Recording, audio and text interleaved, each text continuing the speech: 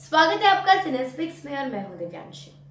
कुंडली भाग्य में शौर्य को आश्चर्य होता है कि वो सनाया और राजवीर को क्यों नापसंद करता है और वह उनसे परेशान क्यों है। सैंडी उसे एक तरफ खींचता है और उसे कहता है कि उसका दोस्त होने के नाते उसे यह बताना होगा कि वह पलकी से प्यार करता है। शौर्य गुस्सा हो जाता है और धमकी देता है कि अगर वह बकवास कर रहा है तो वह उसे मार डालेगा। सैंडी उसे शनाया को छोड़ने और पलकी का पीछा करने के लिए प्रोत्साहित करता है क्योंकि वह उससे डरता नहीं है। शौर्य सैंडी का कॉलर पकड़ता है और उसे बताता है कि शनाया दूसरी लड़कियों की तुलना में 10 गुना बेहतर है और पलकी के साथ उसका नाम भयानक है। करीना शौर्य की बात सुनती है और मानती है कि वह शनाया से प्यार करता है। इसके बाद शौर्य सैंडी को दोबारा पलकी के बारे में चर्चा न करने की चेतावनी देता है। शनाया राजवीर को बताती है कि वह बहुत चिंतित है और नहीं जानती कि उसके जीवन में क्या करना चाहती है।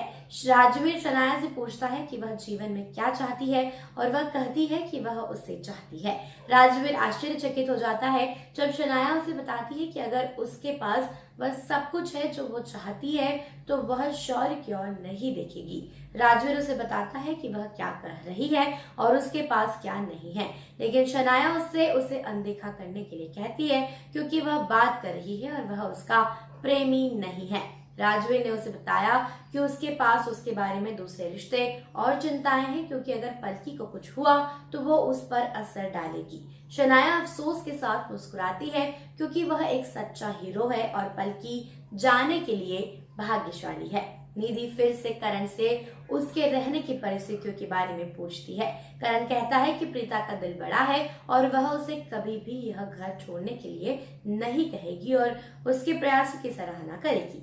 निधि परेशान हो जाती है और उसे कहती है कि उसने उसके ध्यान के लिए अपना जीवन बलिदान कर दिया और वो अब उसे प्रीता की दया पर निर्भर बना रहा है। करण उसे बताता है कि उसके पास कहने के लिए और कुछ नहीं है सिवाय इसके कि इस घर में उसका एक घर हमेशा रहेगा और वो हमेशा प्रीता का रहेगा। हालांकि गुंडे सृष्टि को गोदाम में ले जाते हैं जहां उसका मालिक रॉकी उसका स्वागत करता है। सृष्टि उन ठगों से सवाल करती है कि वे कौन है और उन्होंने उसे जाने बिना उसका किडनैपिंग क्यों किया। वह कहती है कि वह गरीब है और किराए पर रहती है इसलिए वे फिरौती नहीं दे सकते। एक दूसरा गुंडा बॉस से मैडम से भुगतान के बारे में चर्चा करने का आग्रह करता है वरना उन्हें अपने पैसे पाने के लिए भीख मांगनी पड़ सकती है।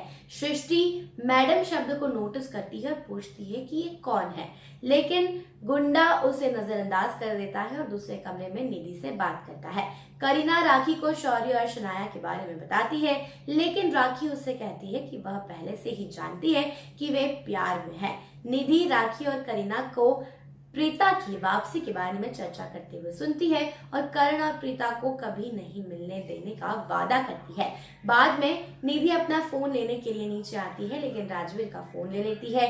चाय का कप उठाते समय राजवीर का हाथ जल जाता है और पलकी उसका हाथ पानी में डाल देती है। राजवीर पलकी को हाथ सहलाते हुए देखकर मुस्कुराता है। राजवीर ने पलकी को बताया कि उसका दूसरा हाथ जल गया है जब उसने उससे पूछा कि वह क्यों मुस्कुरा रहा है। इसके बाद प्रीता मोहित से सृष्टि के और संकेत जानने के लिए कार रोकने का आग्रह करती है। नहीं प्रीता सृष्टि को ढूंढ पाएगी या नहीं, या राजवीर पलकी से अपने दिल की बात कैसे कहता है, यह देखना दिलचस्प होगा।